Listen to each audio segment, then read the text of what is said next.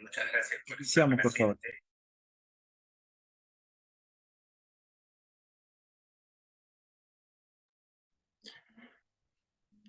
Buenos días con todos. Hoy día, nuestro último día de la cuarta semana de investigación 2023. Estamos en la mesa de ciencias agrícolas. Está de 10 a 11 de la mañana, 11:30 de la mañana. Realmente siempre darles la bienvenida a todos los participantes que tenemos en este momento, como también a los mismos ponentes que tenemos hoy día. Para poder iniciar, recordemos de que tenemos 15 minutos para cada uno de los ponentes y al final de las 4 presentaciones que vamos a tener, estaríamos con la ronda de preguntas. Entonces, no se olviden en los casos de los ponentes, siempre respetar esos 15 minutos para que podamos cumplir también con la ronda de preguntas que nos proporcionan.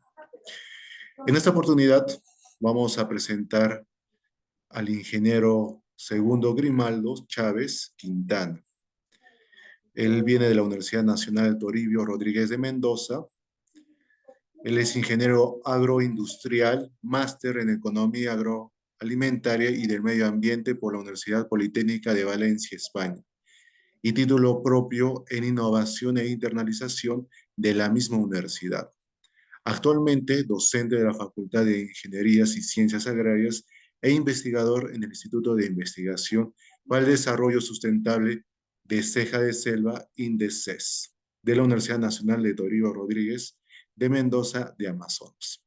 Entonces le damos pase al ingeniero Segundo Grimaldo con su ponencia Cambios en la extensión agraria rural debido a la migración inversa durante el COVID-19. Adelante, ingeniero. Gracias, profesor. Voy a compartir mi pantalla. Un momento, por favor.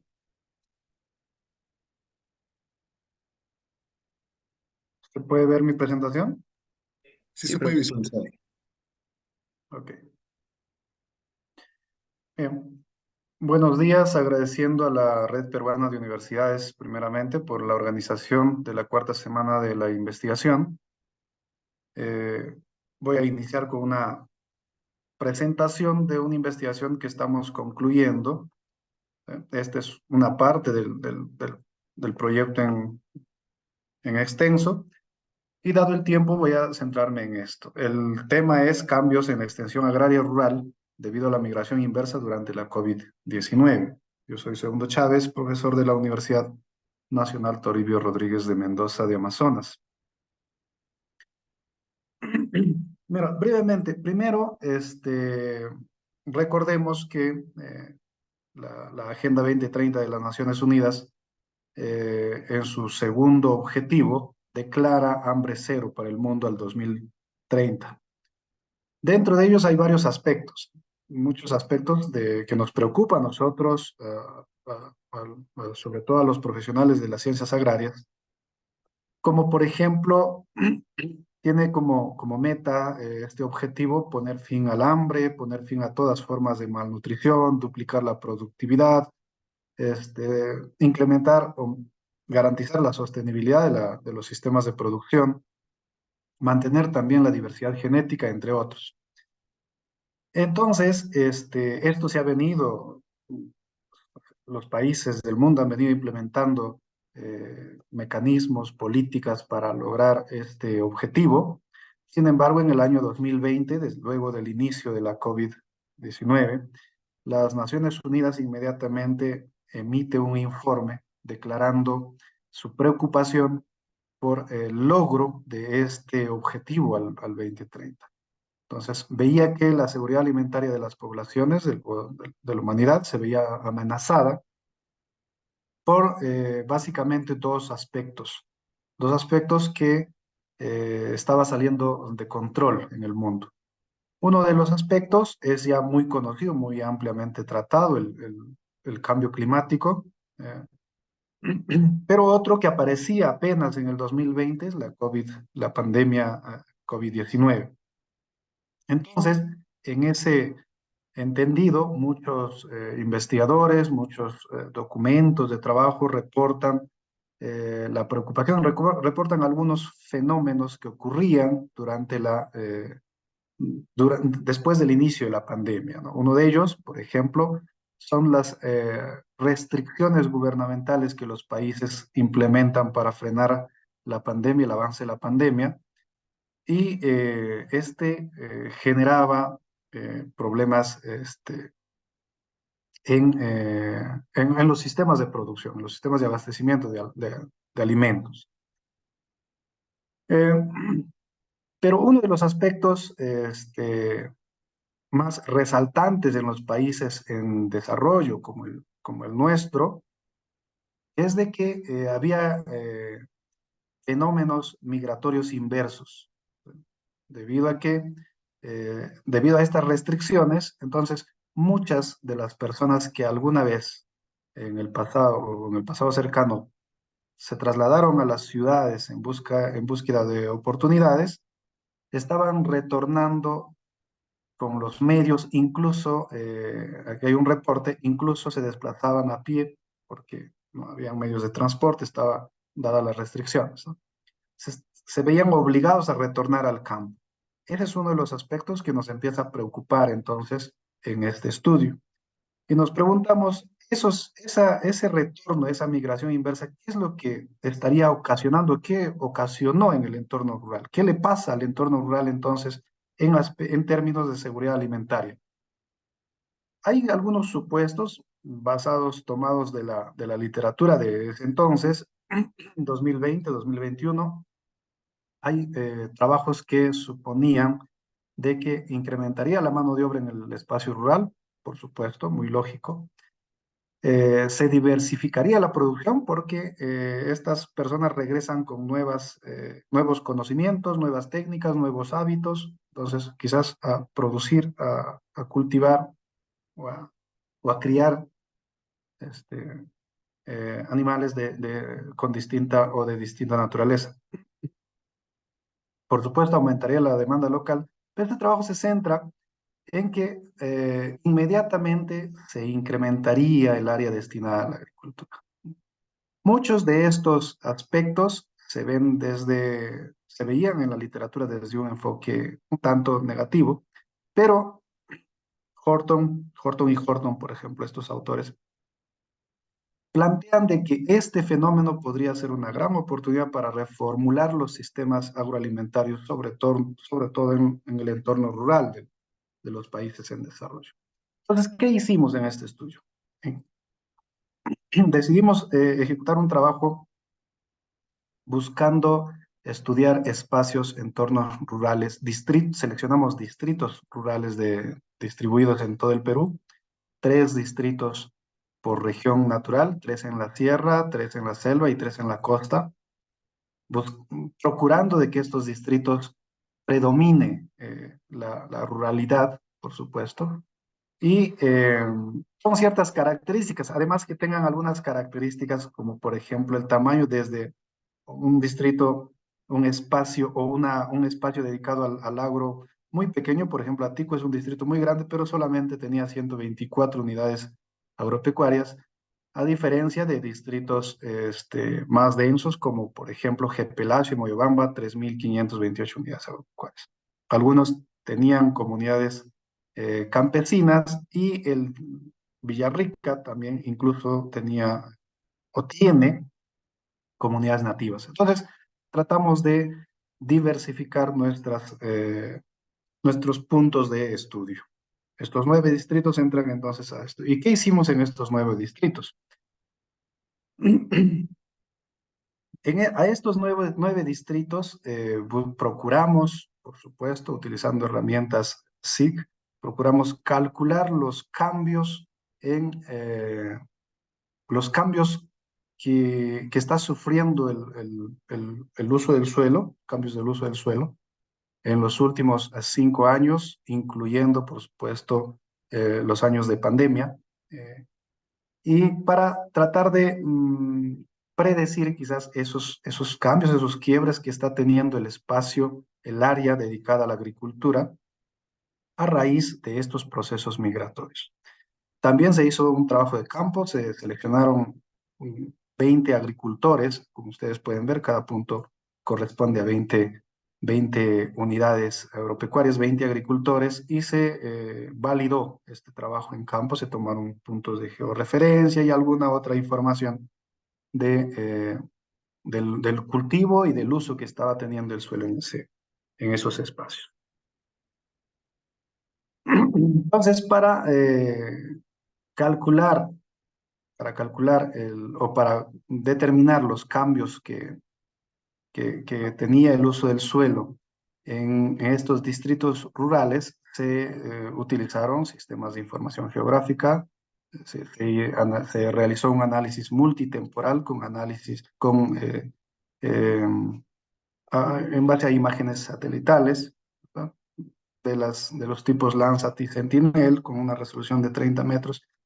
Y se determinaron, estas son las áreas que se lograron identificar según el tipo de uso: áreas artificiales, agricultura, bosque, cuerpos de agua, zonas quemadas, plantaciones forestales, herbáceas y suelo desnudo. Estas tipologías fueron las que se lograron identificar y cuantificar bueno, en 6 años. Se tenía data suficiente de 6 años. Inicialmente se planteaba trabajar, este trabajo se empezó a plantear en el 2020, se quiso trabajar hasta el 21 y por cuestiones de tiempo se prolongó y tuvimos la oportunidad de obtener imágenes del 2022. En consecuencia, se incluyó el 2022 en el estudio y para bien de la información, ¿no?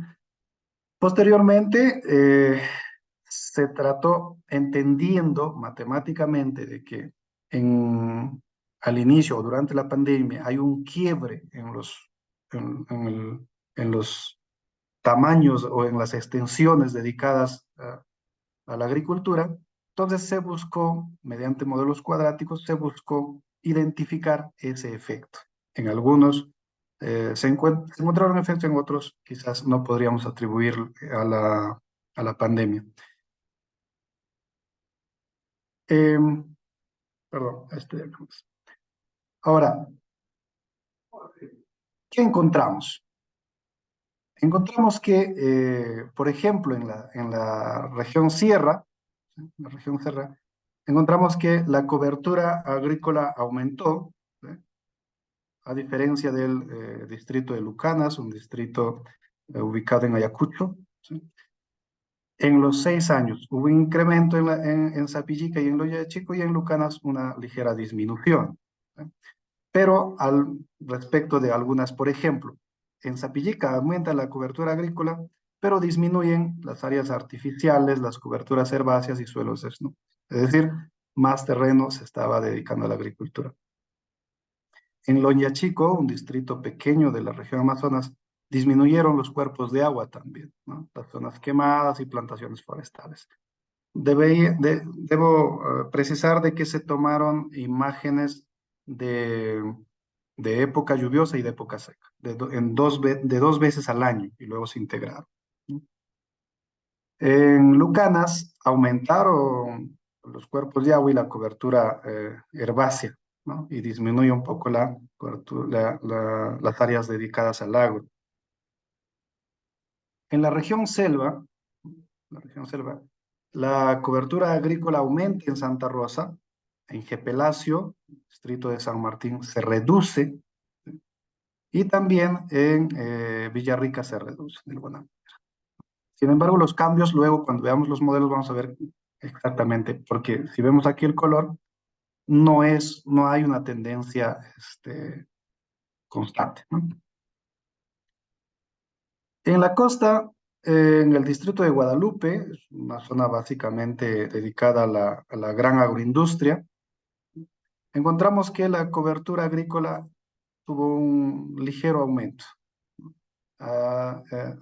También en Pacho, un distrito en la región Lima, después de un ligero descenso, hay un ligero incremento también, que podría deberse a la pandemia.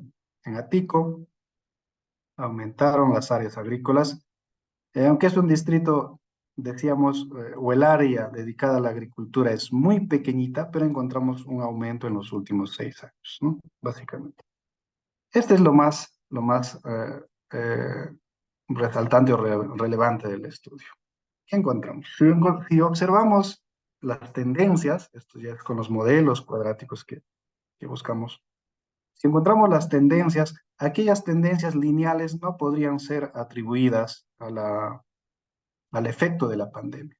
Por ejemplo, aquí en Atico hay una tendencia al incremento, está bien, pero ese incremento ya viene desde los años 2017. Entonces, no podríamos atribuir algún cambio en el área destinada a la agricultura a a la, a la pandemia. En Pacho encontramos sí que venía incrementándose el área dedicada a la agricultura hasta el año 2019.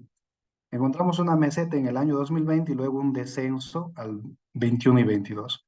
Esto sí podría ser atribuido a los fenómenos de migración inversa o a los fenómenos o a la pandemia, básicamente. En el otro distrito de la costa, que es Guadalupe, donde decíamos que hay una gran agroindustria, caña de azúcar, arroz, básicamente eran los cultivos. Observamos de que también la tendencia se ajusta a un modelo cuadrático y el punto de quiebre está en el año 2019-2020, justamente donde ocurre la pandemia. Entonces, quiere decir que aquí hubo una reducción del área destinada a la agricultura. Los distritos de costa, como podemos observar aquí, después, a raíz de la pandemia o a raíz de estos procesos de migración, disminuyen o redujeron el área destinada a la agricultura con la pandemia. Pero vemos aquí en los distritos de sierra, vemos un incremento, a diferencia de la costa. En Atico, que es un distrito muy pequeñito, muy atípico, se incrementa, pero no vemos un cambio considerable en la costa, en este distrito de la costa, por la pandemia. En los distritos de sierra vemos que hay un incremento, hay un cambio. Por ejemplo, en, en este, en este distrito observamos de que hay un descenso hasta el año 2020, luego hay una recuperación, luego parece que hay una estabilidad, pero vemos que el quiebre está en el año 2020. En este distrito de aquí, Loña Chico, hay una tendencia ya desde el año 2017 hasta el 2019 a no incrementar, pero en el 2019 vemos que hay un incremento brusco, ¿sí? Que parecería lineal la tendencia, pero aquí es donde se incrementa. Quiere decir que probablemente este distrito o estos distritos hayan sido los receptores de la población migrante por este fenómeno. En los distritos de la, de la selva, observamos de que en Villarrica, por ejemplo, hay una tendencia, si bien es cierto, hay ciertos quiebres, ciertos cambios, pero hay una tendencia lineal ya desde los años anteriores a la pandemia en la reducción del área destinada a la agricultura. Entonces, esto difícilmente podría atribuirse a los efectos migratorios por pandemia. En cambio, en Gepelasio sí hay se ajusta un poco más a un modelo cuadrático. Entonces, hay un cambio brusco, podemos observar al 2020, justo aquí es donde se agudiza el problema de la pandemia el año 2020. Luego se recupera un poco, pero finalmente siguen en tendencia a la baja, a la reducción del área destinada a la agricultura. Y Santa Rosa sería el único distrito. Santa Rosa está en la provincia de Jaén, en la región Cajamarca. Sería el único distrito rural de selva de los tres estudiados que evidencia un incremento considerable al año 2022 del área destinada a la agricultura.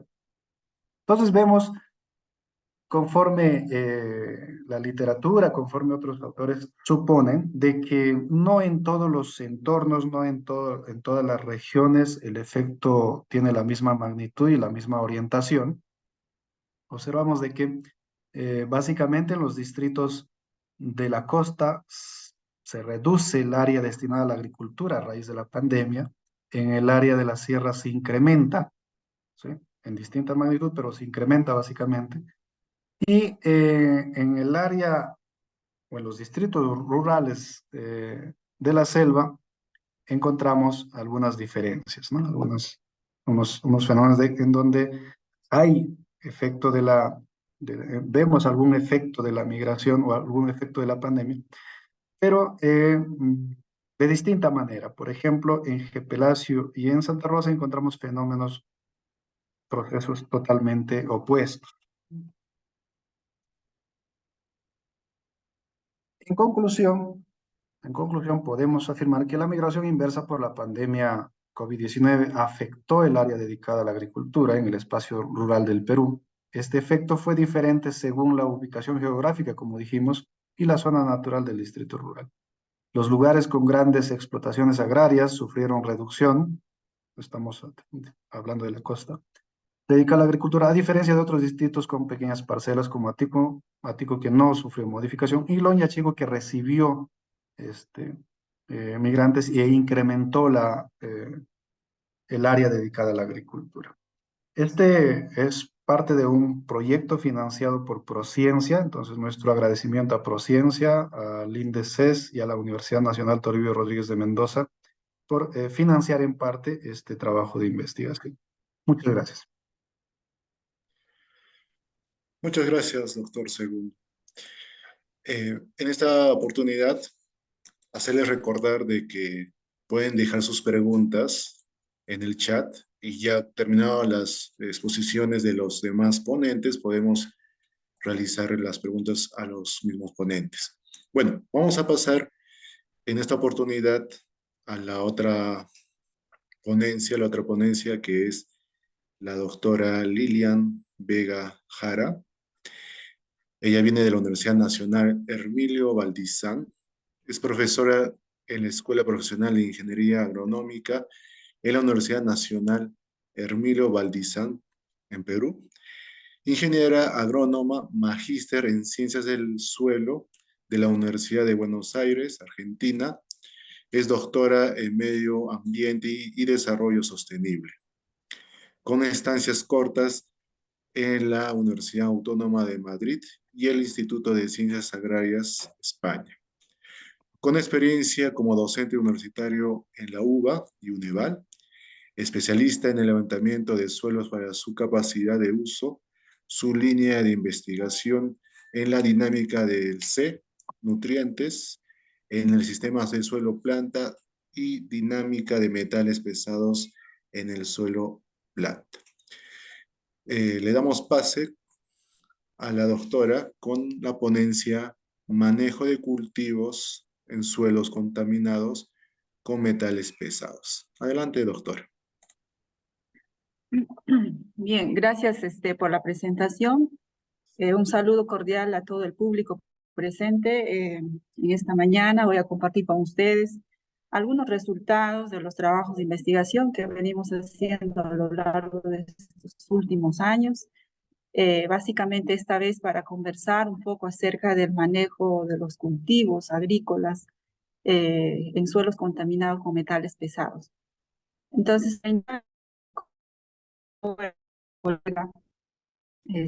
anterior nos indican, bueno, hay información de que existe un aumento demográfico muy significativo en los últimos años en el mundo. Tenemos una población creciente que a lo largo de estos años ha venido en aumento. Esto implica pues la necesidad de producir más alimentos para satisfacer a la población creciente, ¿verdad? Y no solo eso, sino esto también va a conllevar a que los cultivos agrícolas requieran del aumento de uso de fertilizantes, ¿no? Y así como el agua. Y muchos de estos suelos que antes no eran agrícolas, últimamente están siendo habilitados para hacer agricultura, que es la única actividad que puede alimentar a esta población creciente, como lo vuelvo a repetir.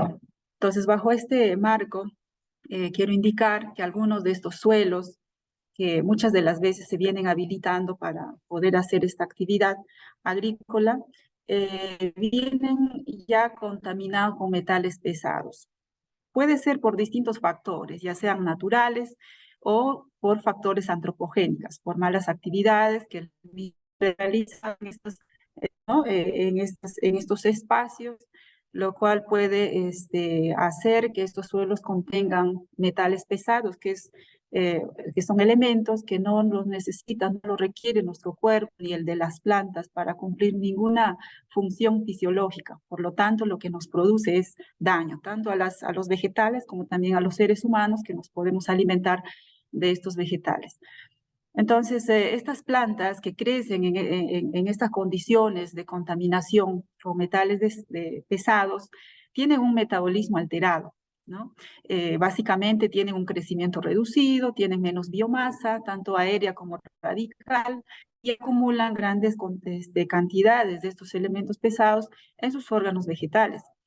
Pero hasta la actualidad se desconoce aún cuáles son las biomoléculas que la planta tiene, ¿no? Y que son las encargadas de transportar y secuestrar en sus vacuolas a estos metales pesados. Pero lo que se sabe es de que existen algunos factores en el suelo que predisponen la movilidad de estos metales pesados para que las plantas lo absorban. Uno de esos factores es el pH de los suelos. En pHs ácidos, generalmente los metales pesados tienden a hacerse más disponibles. Entonces, aquí la cuestión sería un poco neutralizar el pH. Sin embargo, hay suelos que no son tan ácidos, pero que sí tienen altas cantidades de metales pesados en las fracciones disponibles. Entonces, ¿qué hacer frente a ese problema? Entonces, bajo ese contexto, hemos empezado a ver algunas alternativas y una de ellas es el biochar, que es un carbón activado, que es producido por pirólisis, que es un material absorbente ¿no? de estos metales pesados y es de bajo costo, porque se puede uno producir su propio biochar en las condiciones donde uno está, el agricultor lo puede fabricar, ¿no? Entonces, este material es un potencial para reducir la movilidad de esos metales pesados, no solamente de los contaminantes inorgánicos, sino también de algunos otros contaminantes orgánicos que pueden estar presentes. Y la otra alternativa es el ácido de orgánica, que es producido a partir de la leonardita, ¿no? Que es un material orgánico que bien puede tener alta capacidad para producir actividad microbiana en los suelos, y ustedes saben que cuando los microorganismos se incrementan en un suelo, pues tienen la capacidad de hasta retener esos elementos que están siendo contaminantes para los cultivos, ¿no? Y la otra alternativa, dos alternativas más que nos quedan, es hacer bioremediación, utilizando plantas fitoextractoras, como alguna de ellas lo hemos visto, la comelina, que es del cual les voy a hablar hoy día, hacer fitoextracción plantando estas especies vegetales en situaciones de suelo contaminado, y cuando ya han crecido y han empezado a florecer justo al inicio de la floración, extraer todo de raíz, incinerarlos, una forma de fitoextraer elementos tóxicos del suelo. Y la otra alternativa que usamos también es los hongos micorrízicos arbusculares, que son hongos nativos que viven en especies vegetales propias. Entonces lo que hicimos es, bueno, lo que se hace es extraer estos hongos, bioaumentarlos y volverlos a colocar en los cultivos y ver, ¿no?, cómo estos interactúan en la inmovilidad de estos metales pesados. Entonces, bajo ese contexto nos hemos planteado dos objetivos. El primer objetivo es que quisimos evaluar cómo era el desarrollo del cultivo de pimiento en un suelo agrícola con alta contaminación por metales pesados, determinando, bueno, los efectos del biochar y ese bioestimulante que es el humato que les acabo de contar, viendo el crecimiento, cuál era el estado nutricional y el contenido de los elementos tóxicos en el cultivo de pimiento y también en el suelo. Y el otro objetivo es determinar, pues, el efecto del biochar, los hongos micorrízicos arbusculares y la fitoextracción con Calicia repens sobre el desarrollo del cultivo de cacao en condiciones de suelos contaminados, en este caso con cadmio, que es un metal pesado. Bueno, para cumplir el primer objetivo, diseñamos un experimento primero en invernadero.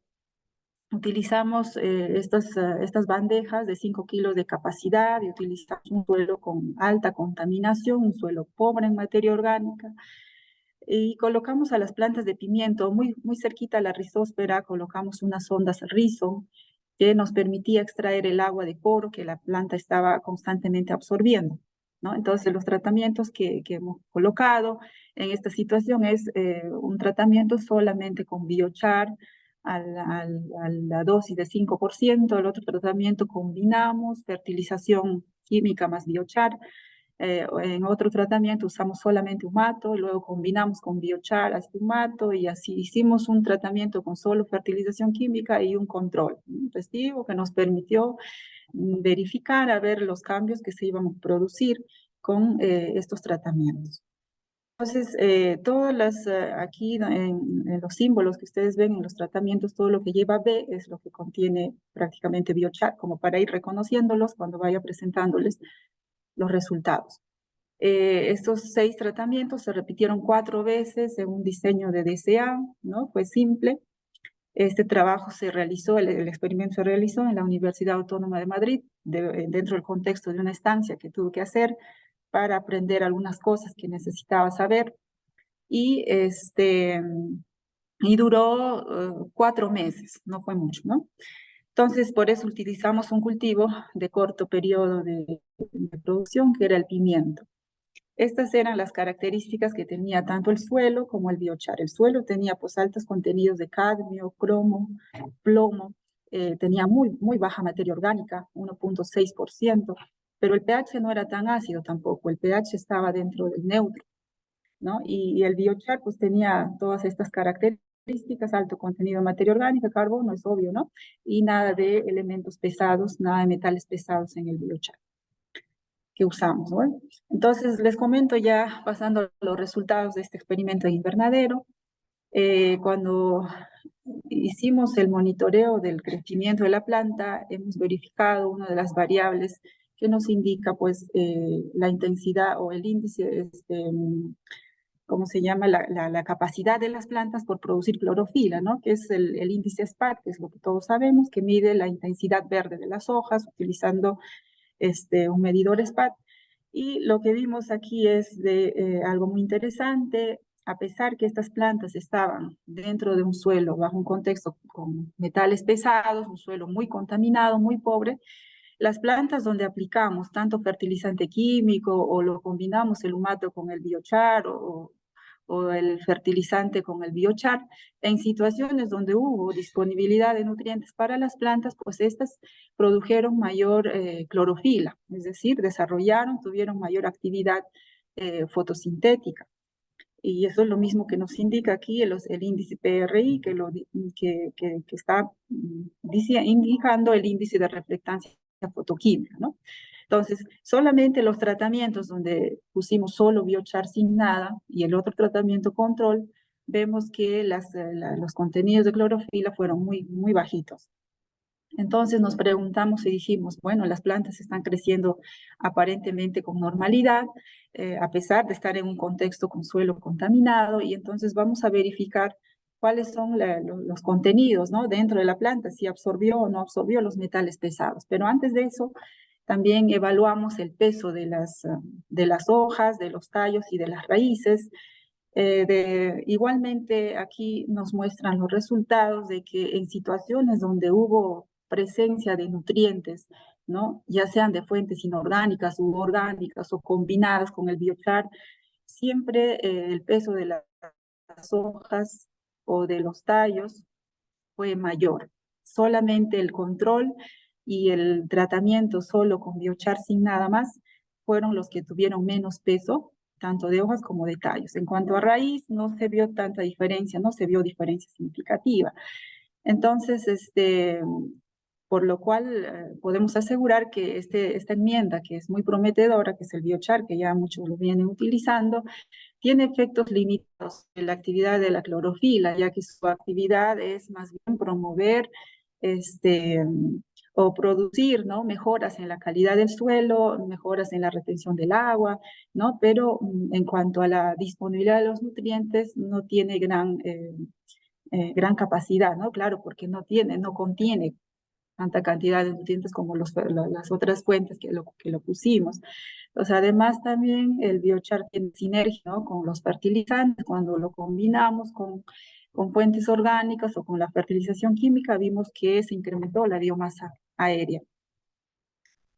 Bueno, y ver el contenido químico, concentración de los elementos que analizamos en las hojas de las plantas, en las hojas de este cultivo de pimiento, y lo que vimos es de que nuevamente en situaciones donde se fertilizó, miren ustedes el cadmio, el plomo, en situaciones, estos tratamientos de aquí para acá, del CB en adelante, todos son los fertilizados. Este C es humato, CB es humato más biochar, X es fertilizante químico, XB fertilizante químico más biochar. Todas en situaciones donde hubo disponibilidad de los nutrientes, las plantas no absorbieron grandes cantidades de metales pesados, ¿no? Solo en situaciones donde estuvo solito el biochar y bueno, el control, encontramos altos contenidos de metales pesados en las hojas de las plantas de pimiento. Entonces, estos altos contenidos de metales pesados en sus hojas, pues nos indica de que las plantas en situaciones de deficiencia de nutrientes, como en este caso el suelo era bastante pobre en nutrientes, lo que hacen es ellos emitir unos ácidos orgánicos para solubilizar elementos químicos presentes en el suelo, en ese momento en el sustrato. Entonces, en su afán de solubilizar nutrientes, pues lo que hacen es solubilizar y hacer que se haga disponible los metales pesados, con lo cual habrían absorbido, ¿no? Y lo habrían acumulado en sus hojas. En cuanto a los elementos esenciales, como el fósforo, vimos, bueno, de que la aplicación de biochar y el fertilizante pues, resultó en mayor contenido de fósforo foliar, ¿no? Un poquito menos, claro, bastante menos en plomo, cadmio, que son metales pesados. Los bioestimulantes que usamos, que es el ácido húmico, mejoró la nutrición vegetal. Su aplicación combinada con biochar parece ser que es mejor, es bastante prometedor, ya que activa pues, a los microorganismos también en el suelo. Y también analizamos los contenidos químicos de los frutos del pimiento, y lo que se ve es la misma tendencia, ¿no? En situaciones donde las plantas estuvieron bien nutridas, pese a estar en un suelo con metales pesados, absorbieron y destinaron menos metales pesados a los frutos. Y eso se ve aquí, los números son muy bajitos en fruto.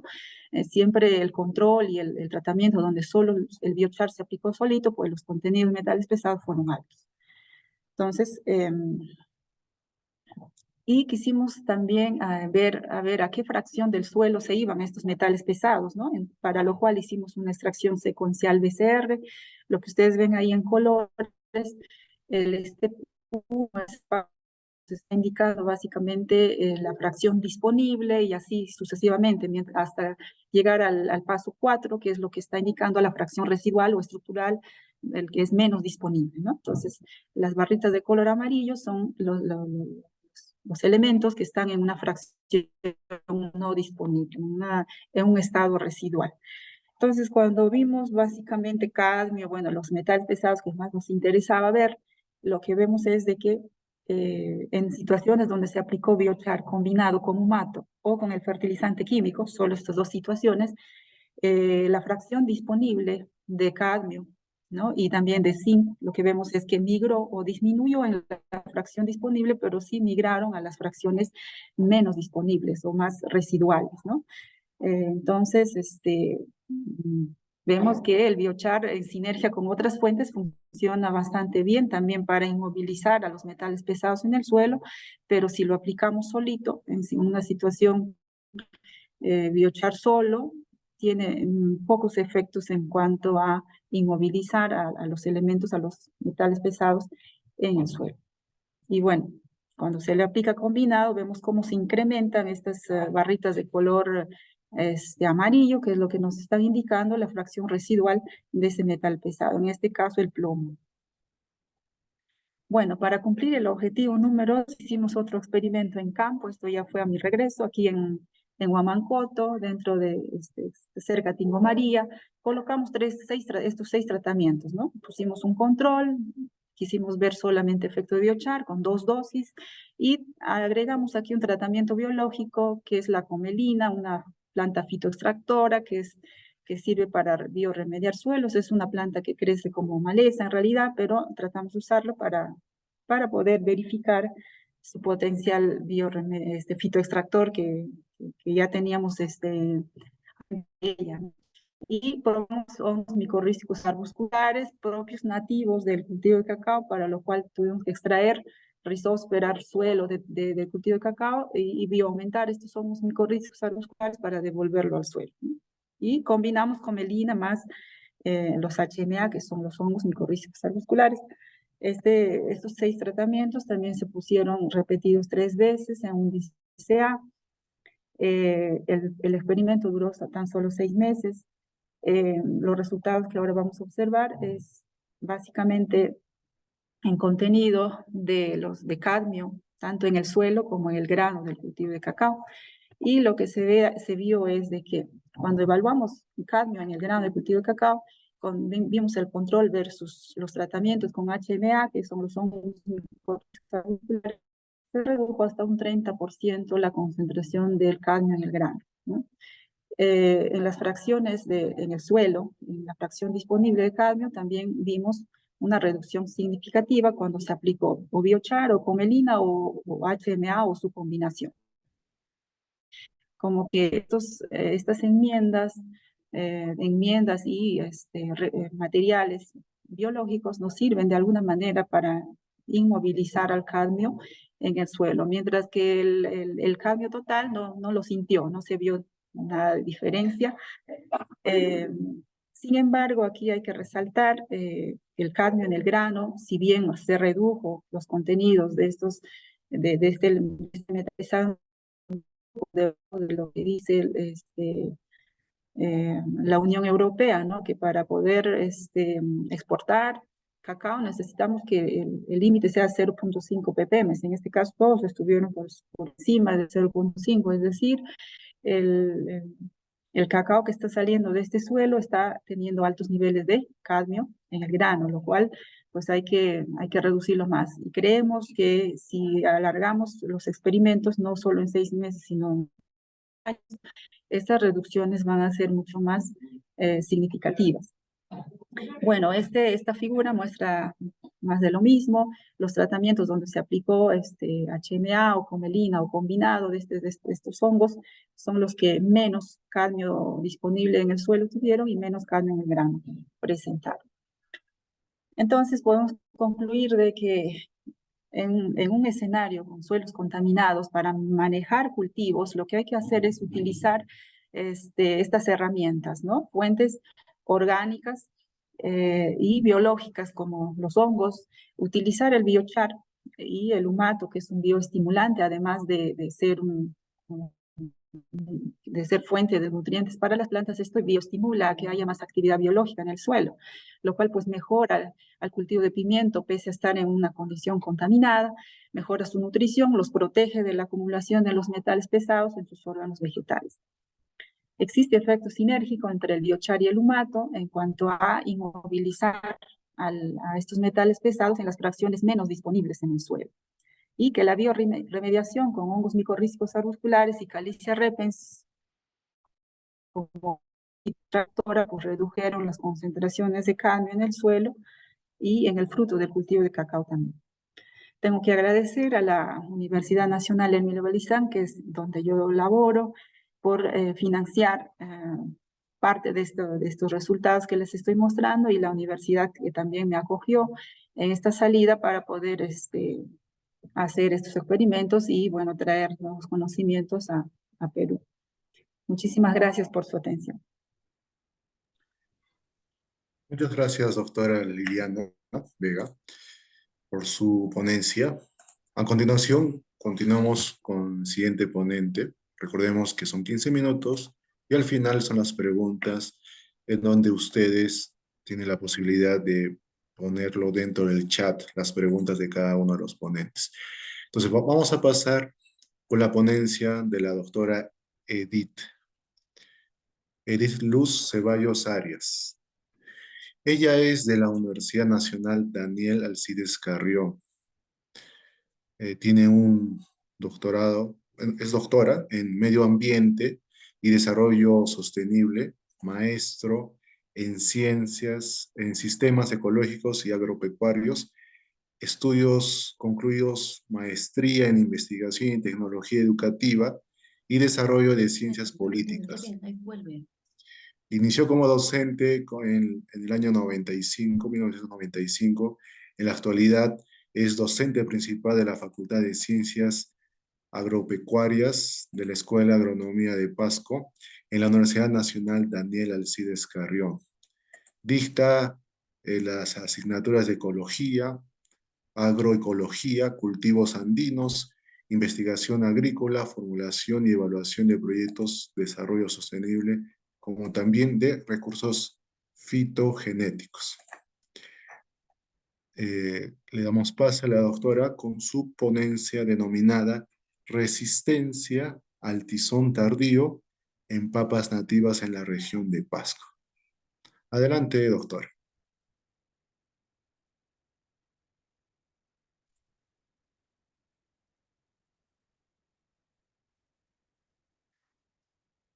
Doctora, su micro está apagado. Ok, buenos días. Ya, ¿me pueden escuchar, no? Sí, gracias. Sí, faltaría la diapositiva que lo agrande. Ahora sí, correcto. Ya. Adelante, doctora. Bien, el trabajo que el día de hoy voy a presentar, ¿no? Corresponde a un trabajo en conjunto que se ha realizado conjuntamente con un grupo de investigadores de la Universidad Nacional Daniel Alcides Carrión, todos ingenieros agrónomos. Es un componente, ¿no? A ver, no, pues no pasa la diapositiva un ratito. Pasa la diapositiva, sí, ya. Es un Doctora, componente disculpe, de un sale trabajo, chiquito. ya, es un Sale, trabajo en conjunto de, mm, doctora, ¿me escucha? identificar genes resistentes a factores bióticos y abióticos, en la cual el primer componente es realizar las evaluaciones preliminares a factores bióticos, que es la Phytophthora infestans, de accesiones de papas nativas de la región Pasco. En este contexto, yo les puedo, ¿no?, comentar de que, bien, la papa es un cultivo milenario, ¿no?, que se cultiva en diferentes partes del mundo, en la cual eh, se cultivan en zonas como Perú, Bolivia, Ecuador.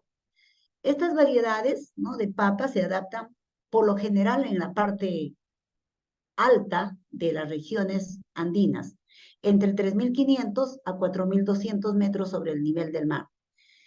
Esta diversidad se cultiva casi como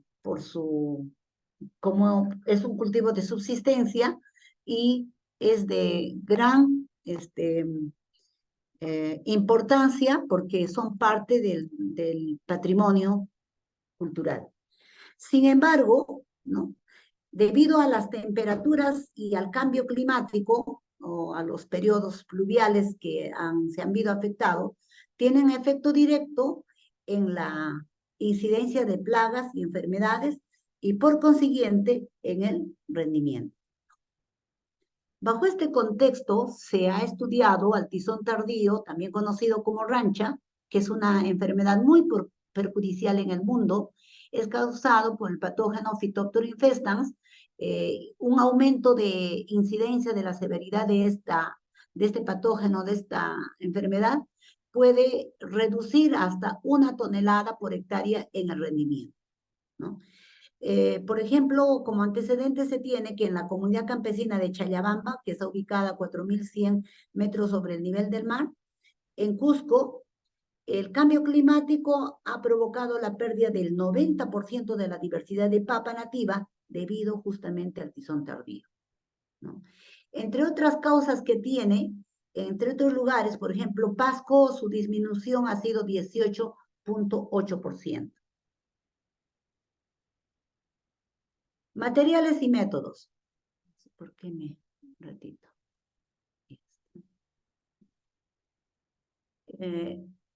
Este trabajo se ha realizado en la en la localidad de Paucartambo, en la localidad de Pasco. Un ratito, acá estoy teniendo problemas.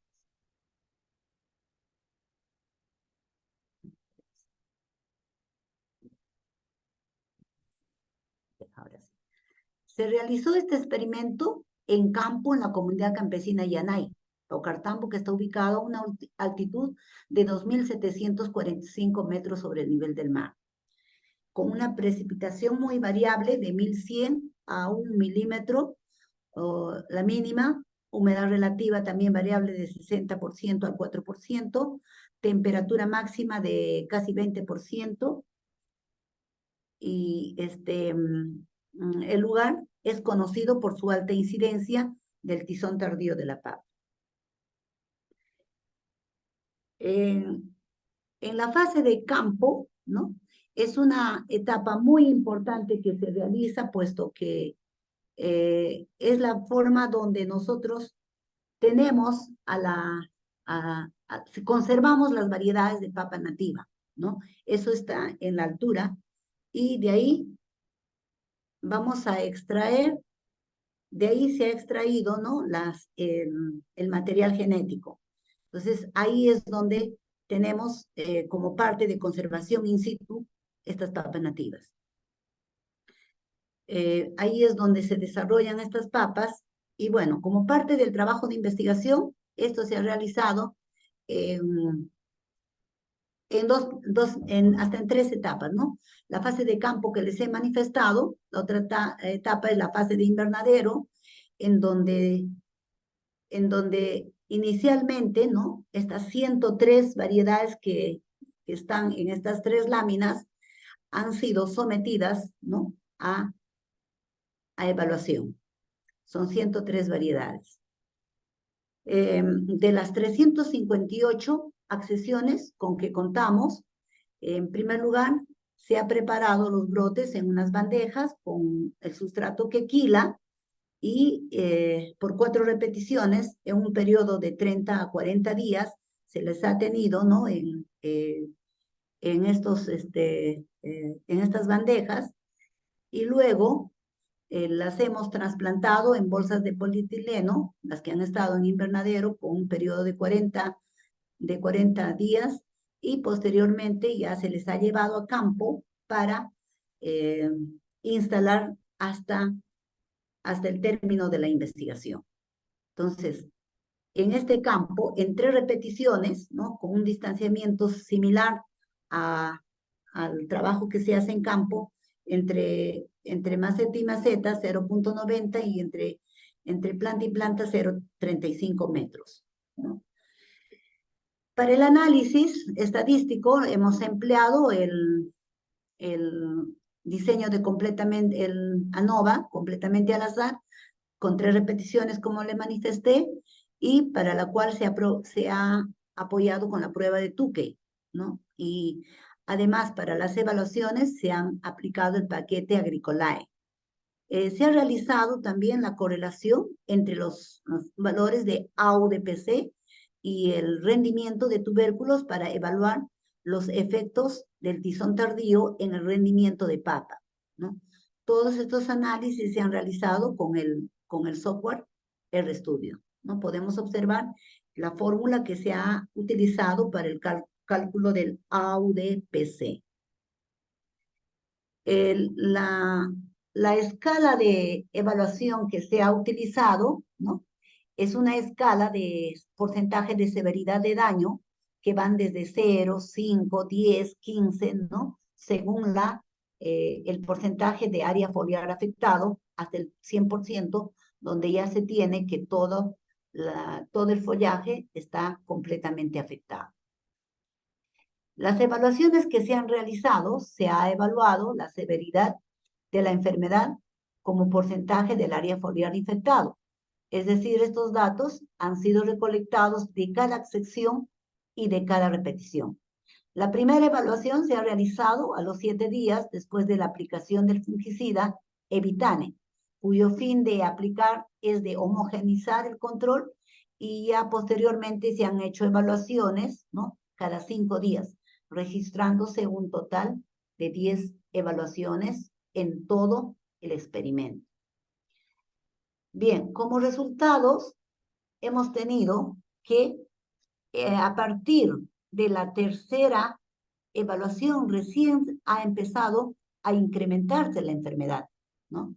En la primera no se manifestaba, la segunda ha habido un ligero incremento, pero a partir de la tercera evaluación ya empezó a manifestarse completa la enfermedad, extendiéndose en la cuarta evaluación, quinta evaluación, y la sexta evaluación ya algunos de las repeticiones, ¿no? Si bien es cierto, no en las 3 repeticiones, pero algunas de las repeticiones ya mostraba la enfermedad hasta alcanzar el 100%, ¿no? Además, como control, hemos utilizado una variedad que es la susceptible de la región, ¿no? Una variedad susceptible que era la variedad Cajasino, pero también se han utilizado otras variedades como son Yungay, ¿no? Se ha utilizado Guairo y y la papa Renacimiento como controles. ¿Bien?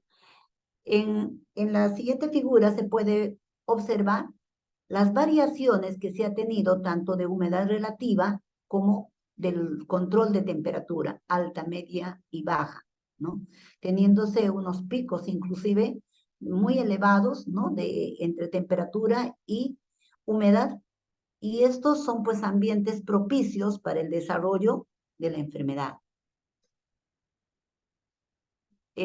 Podemos observar en estos resultados, ¿no?, el análisis de varianza entre las accesiones de evaluación, en la cual nos manifiesta que tanto para los bloques como para las accesiones ha habido alta diferencia significativa, ¿no? En este gráfico podemos observar, ¿no?, ya, así nomás. En este gráfico podemos observar que 3 grupos, ¿no?, de resultados de las 103 que corresponden, ¿no?, a las evaluaciones en la cual el rojo, ¿no?, es las variedades que al menos esas 23 variedades, ¿no?, han mostrado este comportamiento que tienen AUDPC de 1239 a 1827, que corresponden a 21 variedades. En el segundo bloque, es decir, son altamente susceptibles.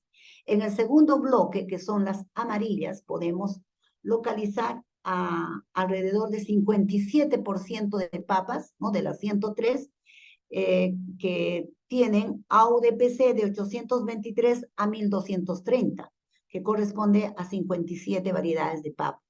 Y en el tercer bloque, que son las verdes, ¿no?, tenemos al menos 22 variedades que presentan valores de AUDPC de 393 a 799. Es decir, estas variedades, ¿no?, son variedades potenciales de resistencia a la fitóptera, ¿no?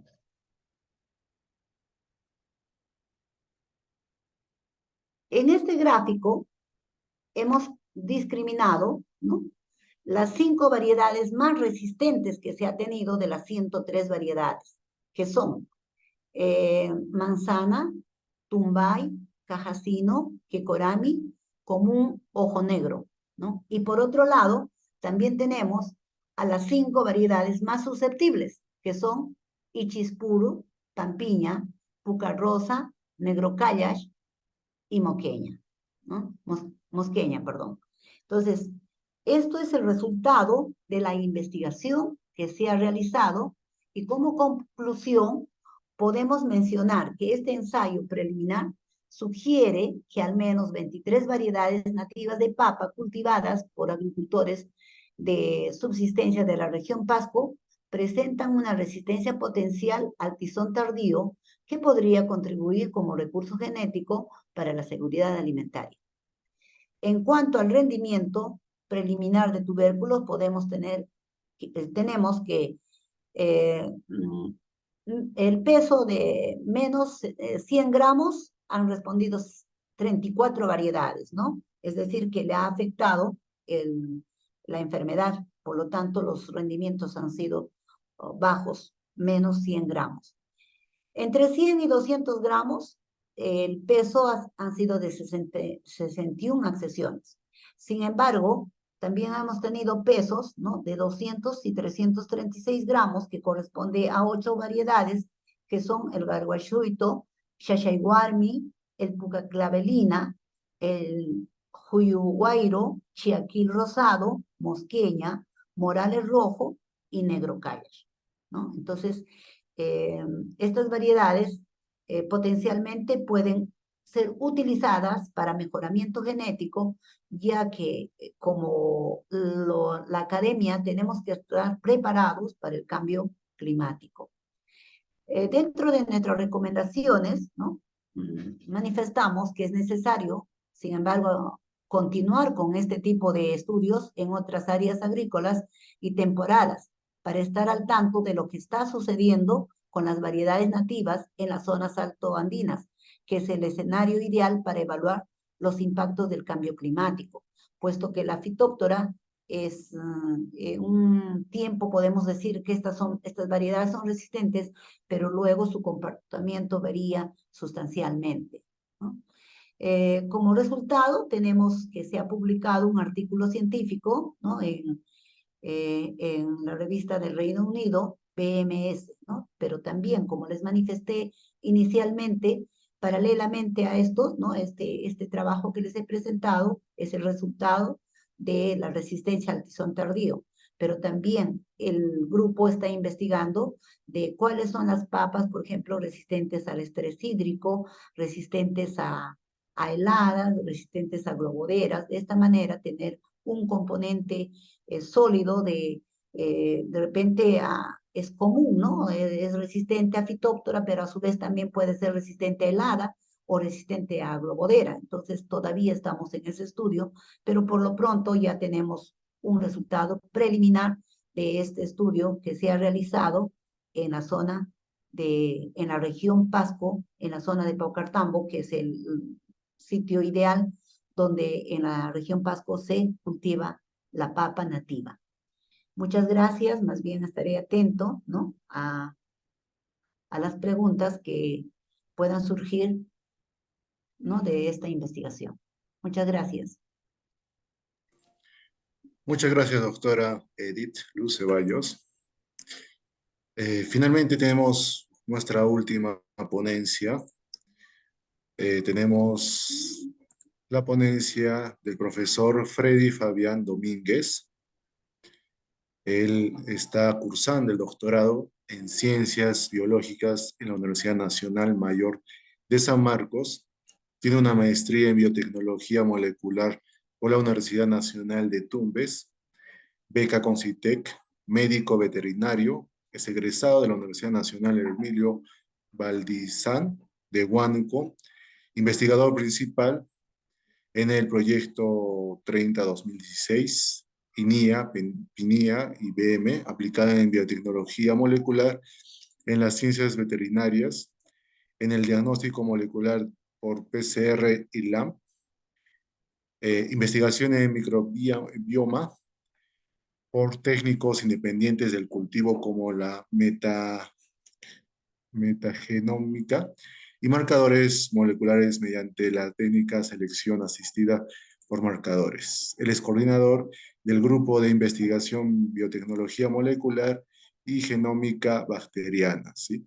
El profesor Freddy Fabián Domínguez tiene el título de su ponencia Análisis Metabarcoding de microbioma bacteriano en animales de producción. Le damos pase al doctor. Gracias, buen día. No puedo compartir mi pantalla.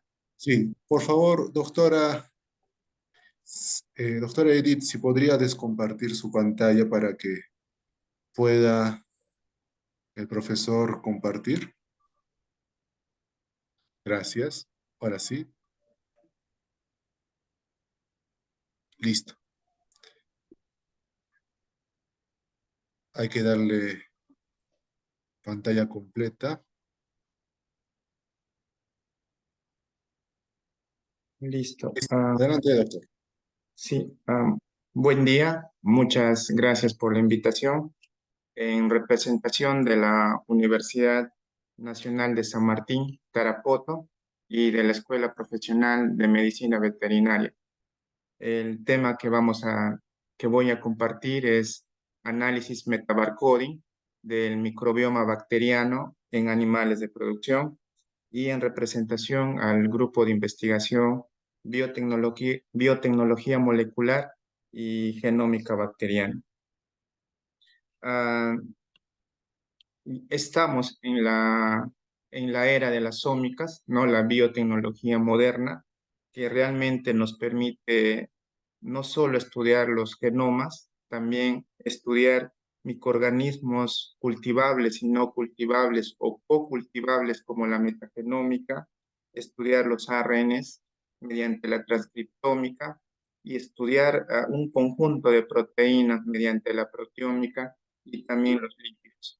Como país, esto lo estamos iniciando diferentes universidades, ¿no? En diferentes tipos de muestras.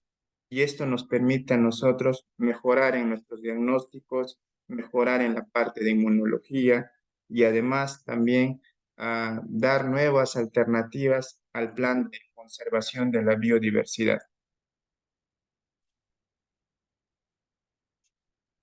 Cuando hablamos de microbioma, había mucha diferencia entre si el término correcto era microbioma o microbiota. Hoy, en base a los artículos científicos y a los investigadores, este término se considera un sinónimo. Podemos decir microbioma bacteriano uterino o microbiota bacteriana uterina, ¿no? Son palabras sinónimas que nos va a permitir a nosotros poder buscar información en base a ello. Cuando se habla de metabarcoding, es la identificación de muchas bacterias, pero dirigido a un gen específico, ¿no? Si deseamos trabajar con bacterias, el gen que lo voy a dirigir es 16S. Entonces estaríamos hablando de un metabarcoding bacteriano. Pero si el interés fuera trabajar en base a hongos, sería un metabarcoding en base a genes como el ITS, ¿no? El metabarcoding fúngico. Nosotros hemos trabajado mucho la parte genómica de la identificación de una especie, ¿no? Y posteriormente su secuenciamiento genético y también su análisis bioinformático. Por otra parte, ya venimos realizando lo que es estudios metagenómicos o metabarcoding dirigido a bacterias que nos permite identificar una comunidad amplia de bacterias, ¿no? Y su posterior secuenciamiento y el análisis bioinformático. Además, no solo es la identificación, también nos permite conocer vías de señalización o rutas metabólicas, ¿no? Es lo que nos va a poder dar al utilizar esta herramienta molecular, ¿no? Si nuestro objetivo es bacteriano, entonces tiene que ser dirigido a un gen específico, 16S, ARN ribosómico. ¿Qué es lo que hemos venido haciendo? ¿no? En alianza con muchas instituciones y también empresas privadas. Por ejemplo, en la región norte, en Tumbes, se sufre mucho del problema en los meses de noviembre, la falta de agua. Pero Tumbes es característico con un cultivo nativo, un cultivo como el cactus, sin espinas. No es propio de Tumbes, es una cactácea sin espinas. Y esto nosotros queremos darle a los caprinos y ver cómo influye en su microbioma ruminal o en su microbioma intestinal. Además, el norte tiene muchos terrenos salinos y un cultivo forraje nativo es la salicornia. Entonces, nuestros objetivos han sido cómo un forraje como el cactus y la salicornia va a influir en la ganancia de peso o en la expresión de algunas bacterias cuando se le administra en la dieta a los caprinos, ¿no? Para hacer esto, nosotros hemos tenido que hacer el cultivo de cactus y también además el cultivo de salicornia y administrar a los caprinos para conocer cómo estos forrajes nativos influyen sobre el microbioma intestinal, ¿no? Y cómo nosotros podemos detectarlo a nivel metagenómico utilizando esta herramienta molecular,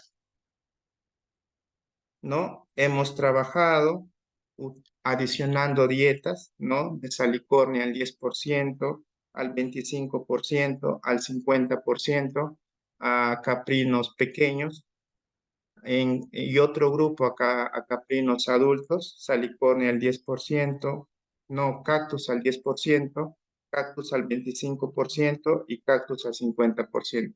Y esto compararlo a un grupo de caprinos que consumen pasto nativo, ¿no? Ah, lo que nosotros obtenemos al alimentar estos animalitos es la muestra fecal y en base a esa muestra fecal es lo que vamos a hacer el estudio de metabarcol, ¿no? Tenemos la muestra fecal. Para metabarcoding no se realiza microbiología, se hace directo una extracción de ADN y su posterior secuenciamiento. El secuenciamiento que elegimos nosotros es el secuenciamiento Illumina y lo que utilizamos la base de datos es el software KIND, la versión 1.9 y para nosotros poder identificar a toda esa comunidad bacteriana, ¿no? Esto lo hemos podido realizar en base a una alianza en un instituto que tiene un laboratorio de biotecnología molecular que nos permite hacer los procesos de extracción de ADN de la muestra hasta su posterior secuenciamiento. El tipo de secuenciamiento genético es el secuenciamiento Illumina, que son los fragmentos de ADN, se le adiciona adaptadores. Y esto va a empezar una amplificación de todas estas secuencias nucleotídicas. Y cada vez que una secuencia nucleotídica complemente esta adenina con su complementario timina, se va a eliminar una fluorescencia.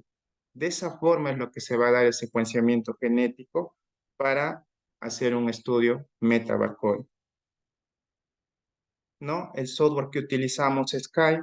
Tenemos que darles características a este software, que la longitud de los fragmentos de nucleotídicos deben ser mayor o igual a 150 pares de bases. Además, la calidad de ADN debe ser mayor o igual a un Q25. Y la base de datos que vamos a utilizar es una base de datos de microbiomas, ¿no? Como la base de datos Silva. Es el estudio metabarcoding expresado en un gráfico de barras que me permite conocer cuáles son los géneros bacterianos en cada contenido intestinal de los animales que han consumido salicornia y los animales que han consumido cactus y los animales que han consumido forraje nativo. Para nosotros en la medicina veterinaria, de toda esta comunidad bacteriana identificada a nivel de ADN, es muy importante este género bacteriano, Akkermansia, que tiene este color celeste y que podemos ver que es muy predominante en los animales que consumieron salicornia y también en los animales que consumieron cactus, pero más predominante en los que han consumido salicornia. ¿Por qué es importante la arquermancia? La arquermancia tiene muchos genes que expresan mucina. Entonces son genes, bacterias que están en el contenido intestinal de las cabras y al expresar mucina o expresar moco, van a revestir todas las vellosidades intestinales. De esa forma se previenen muchas enfermedades gastrointestinales en la etapa temprana de los animales. Entonces, lo que hacemos nosotros es la transferencia. El ganadero tiene que utilizar, les enseñamos a utilizar salicornia en la etapa temprana de la producción caprina para prevenir muchas enfermedades gastrointestinales. Además, nos permite este estudio metabarcoding conocer un microbioma núcleo en los animales pequeños que fueron alimentados con cactus, con pasto nativo o con salicornia, y también en los animales adultos con cactus, pasto nativo y salicornia. De este microbioma núcleo, el centro, este 67, indica 67 géneros bacterianos que por más que se haya cambiado de dieta, no ha tenido un cambio. Es como un marcador para nosotros. En cambio, a los animales que sí se les administró cactus o salicornia, hay un cambio de un género bacteriano, ¿no? Lo mismo pasa en los animales adultos. El gráfico de aquí es un gráfico de mapa de calor que nos permite ver la abundancia de todos los géneros bacterianos en animales que han sido tratados o alimentados con salicornia, con cactus y pasto nativo. El color rojo representa la mayor abundancia de esos géneros bacterianos y el color morado la menor abundancia. Y eso es en base a los caprinos. Además, en base a los porcinos, también hemos trabajado el estudio metabarcoding para poder identificar bacterias. Y no solo identificarlas, luego poder aislarlas, cultivarlas y poder utilizar probióticos y darle al ganadero o al productor, ¿no? Para que lo puedan utilizar en su producción animal. Entonces, hemos identificado bacterias de los cerditos a nivel del estómago, del intestino delgado, del intestino grueso, a nivel molecular. Pero esta es una taxonomía molecular de bacterias, podemos decir, de cepas independientes. Pero también hemos hecho un estudio metabarcoding del intestino grueso, del intestino delgado y también de las heces de los cerdos. Pero también esta técnica me permite a mí conocer los géneros bacterianos. Para nosotros en la medicina veterinaria es muy importante los lactobacilos y podemos ver que están muy predominantes en el intestino grueso, pero muy poco, tiene una poca predominancia en el intestino delgado. Este es un reto para nosotros. ¿Qué alimento debemos darle a los cerditos? ¿O qué planta medicinal? ¿O qué aceite esencial para que estos lactobacilos puedan elevarse más? ¿Con qué fin? Si los lactobacilos se elevan más, estos animalitos van a tener una mejor defensa, van a poder tener un mejor metabolismo y una mejor ganancia de peso. Entonces, ese es el reto que nos continúa a nosotros en el proyecto de investigación. Incluso, no solo lo hemos hecho con los animales de producción, también hemos empezado a trabajar con los animales de fauna silvestre. Hemos hecho una metagenómica del contenido intestinal de los sajinos. En esta barra se ve cada color indica un tipo de género bacteriano de los porcinos. Y en esta barra de aquí es muy diferente los géneros bacterianos al sajino. Cuando queremos ver cómo es la comparación en este gráfico, nosotros podemos ver que todo el color rojo son bacterias que solamente están en los porcinos. y todo el color azul son bacterias solamente presentes en el sajino. Si vemos aquí, vemos lactobacillus y es una predominancia al 100% en los cerdos. Es correcto, pero no tiene ninguna predominancia en sajinos. Entonces, si los lactobacillus dan defensa a los animales, les da ganancia de peso, ¿quién le da la ganancia de peso? ¿Quién le da las defensas a los sajinos? No lo tienen. Pero por otra parte, si nosotros vemos aquí, dice Turicibacter y lo tiene al 100% solamente los sajinos. Entonces los sajinos no tienen en su microbioma intestinal lactobacillus, sino tienen Turicibacter. Y esta bacteria es la que se encarga de darle inmunidad, mejorar su metabolismo de los sajinos. Ahora el segundo paso para nosotros es aislar este Turicibacter, ¿no? Masificarlo y poder usarlo como un consorcio bacteriano en la dieta de los cerdos o en la administración oral para mejorar la producción porcina.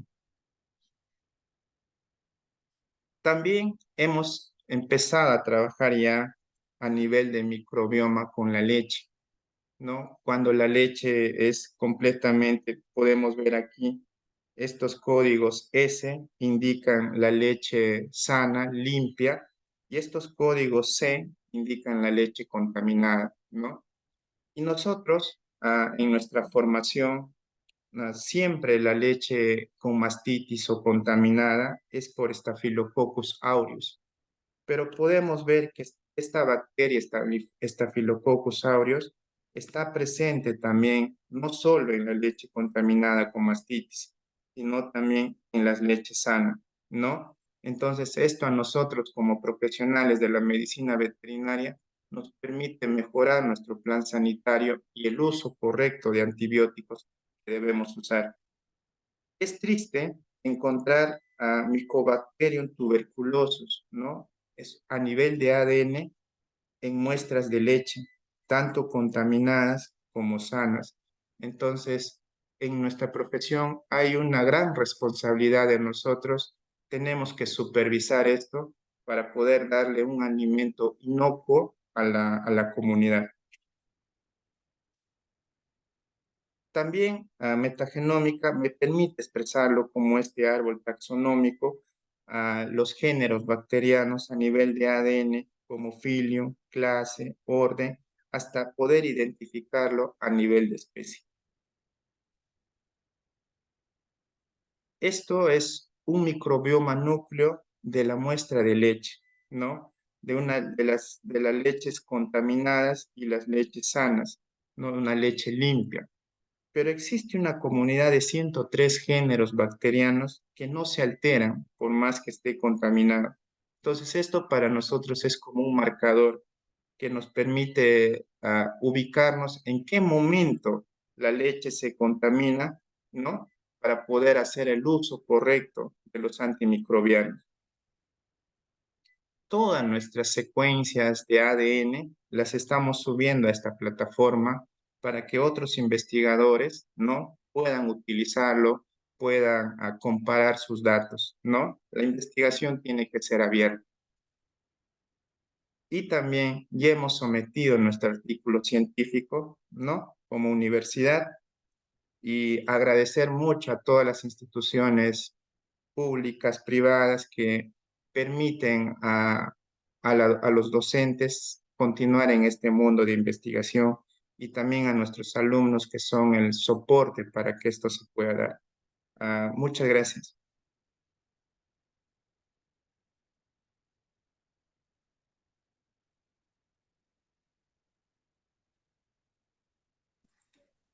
Muchas gracias, doctor Freddy Fabián, por su ponencia. Entonces, vamos a comenzar con la ronda de preguntas. La primera pregunta que tenemos en esta oportunidad es para la doctora Liliana y nos menciona, ¿con qué técnica midieron la composición elemental del suelo y las diversas partes de la planta de pimentón? Una segunda pregunta dice, ¿cuál es la razón entre la concentración de metales pesados en suelo y las diferentes partes de la planta en el caso donde obtuvo los mejores resultados. Adelante, doctora, con la respuesta. Ok, muchas gracias. Para responder a la primera pregunta, en realidad para medir toda la concentración, no solo metales pesados, sino todos los demás elementos que es de la tabla periódica, se utiliza la espectroscopía de atómica, es lo que utilizamos en este caso. Antes de hacer la medición mediante esta técnica, tuvimos que hacer una digestión ácida, ¿no? Con ácido nítrico, agua oxigenada, tiene todo un protocolo. Después de haber hecho la digestión, pues lo llevamos a hacer las lecturas en el espectrofotómetro de absorción atómica. ¿Qué es lo que te mide todos los elementos químicos que contiene la muestra, incluyendo metales pesados y todo que es la tabla periódica, ¿no? Entonces, una amplia información que nos da. Y para medir, para ver bueno, cómo se ubicaban los metales pesados en las diferentes fracciones del suelo, hicimos una extracción secuencial. ¿Qué es una extracción secuencial? BCR se le llama, ¿no? Es el protocolo. Es una técnica de separación donde uno va separando de los que son más solubles de los más insolubles, ¿no? Entonces, lo que primero se va a solubilizar es la fracción, vamos a decir, más cercano a la disponibilidad. Y lo que va quedando así, va hasta quedar a la fracción residual, es la fracción que contiene a los elementos de forma no disponible. Hicimos eso para esta información, obviamente que también si quisimos saber contenidos totales de estos elementos químicos, tuvimos que hacer una digestión también en el suelo y luego mandar o llevarlo a que se le mida mediante la espectrofotometría de absorción atómica. En cuanto a la segunda pregunta, nos indican de que en el mejor de los casos, es decir, el tratamiento para el primer experimento el cultivo de pimiento, el mejor tratamiento que nos da es la combinación biochar más fertilizante químico. En ese caso, el contenido vamos a hacer solamente para uno de los elementos, porque son varios elementos pesados que hemos medido. Para caso de cadmio, por ejemplo, el contenido en el suelo era de 16 partes por millón, 16.6 más o menos, si ustedes lo han visto en la diapositiva. Y en la hoja, pues, estuvo 3.2 partes por millón. O sea, si sacamos en porcentajes, más o menos un 19% de lo que está en el suelo, lo llevó a la hoja, ¿no? Lo absorbió en la hoja. Y de ahí, en el fruto, encontramos en un promedio de 0.4 partes por millón. Eso es 2.4% más o menos de lo que está en el suelo. O sea que las plantas tienen diferentes, el destino que le da a los metales pesados en los órganos vegetales es muy diferente. Hay más en hojas, luego va al fruto.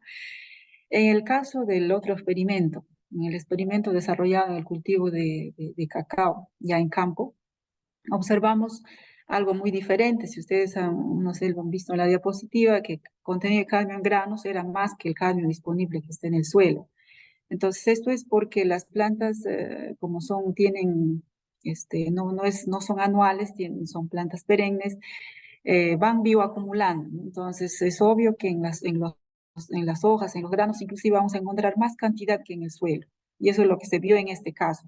En las hojas, pues están más o menos 0.65 a 0.90 el control ppm de cadmio, mientras que en el cadmio disponible 0.19, el cadmio total 0.50 ppm.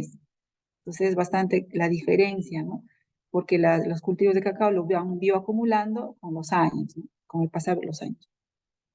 Eso es lo que podría responder. No sé si respondí a todas las preguntas que me formuló. Sí, correcto, doctora. Luego también hay otra pregunta que me parece que también es de usted. Nos menciona sobre el biochar capta los metales pesados, pero al quedar incorporados al suelo, ¿en qué condiciones reales de cultivo? ¿Cuál es su efecto a largo plazo? Ajá, la idea de aplicar esta enmienda es promover básicamente la actividad de los microorganismos. Y estos microorganismos que retienen a los metales pesados, que son los hongos micorrizos arbusculares. Entonces, lo ideal sería de todo esto, la enseñanza que podemos sacar y obtener es de que aplicar biochar al comienzo y junto con los hongos micorrízicos arbusculares a fin de que se promueva esa actividad biológica y que estos hongos ya hagan el papel de retener a los metales pesados en el largo plazo. Porque ¿qué pasa si aplicamos solamente biochar sin más nada? Claro que en un principio seguramente va a inmovilizar a los metales pesados, los idénticos que son mucha actividad de intercambio catiónico, entonces puede soltar, ¿no? En algún momento de lo que ha retenido ese metal pesado puede soltar a la fracción disponible. Entonces, para evitar eso, mejor lo pone a una a tener más actividad microbiana, tal como el caso de los hongos micorrízicos arbusculares, que son muy material para retener así ¿no? A los metales pesados y que no vuelvan a aparecer en la fracción disponible ni en la fracción intercambiable. Eso es lo que le podría decir sobre la pregunta. Ok, muchas gracias, doctora. Igualmente menciona otra pregunta, si podría enviar las diapositivas, ¿sí? Para difundirlas a la parte de investigadores. Entonces, me parece que también sería factible, pero sí, de todas maneras sabemos de que eso está grabándose, la información. Sí, claro, igual les voy a compartir el DOI del artículo que está publicado, ahora en mensajes los voy a colocar para que lo En el puedan chat. buscar. Correcto, Gracias. doctor. Muchas gracias. Bueno, luego para el doctor Fabián hay una pregunta que nos menciona, ¿se puede sintetizar las células madre en pastillas y es viable? Gracias. Adelante, doctor. Bueno, ah, el tema no fue netamente células madre, pero sí he tenido la oportunidad de trabajar. Ah, lo que podría compartir es en células madre con la Universidad Científica del Sur, que ya se ha realizado, es más que todo en la obtención, ¿no? Para obtener células madre, se obtiene mucho del cordón umbilical o de la médula ósea roja. Sin embargo, ya la Universidad Científica del Sur, con el laboratorio de células madre, obtienen células madre de tejido adiposo, ¿no? Eso es lo que sí podría compartir, pero sobre pastillas no podría mencionar, pero sí, más que todo, cómo se obtiene. Creo que el Perú ha avanzado bastante en eso, en la obtención. Ya no necesitamos cordón umbilical ni médula ósea roja, sino solamente con tejido adiposo. Listo, muchas gracias, doctor Fabián. Igualmente agradecer a todos los ponentes, a los 4 ponentes que tuvimos en esta mesa de ciencias agrícolas y mencionarles que también estamos ya terminando esta mesa. Recordemos de que tenemos otra mesa, les invitamos del horario de las 12 hasta la 1:30. La mesa está en el chat, toda la descripción, para que puedan tomar en consideración. Y también está el caso de la asistencia. Tengan en cuenta de que al final se les va a dar también un certificado cuando se termine todo esta cuarta semana de la investigación, ¿sí? 2023 de la Red Peruana de Universidades. Eso sería todo. Muchas gracias por su atención y nos estaremos viendo más adelante. Hasta luego. Muchas gracias. Muchas gracias.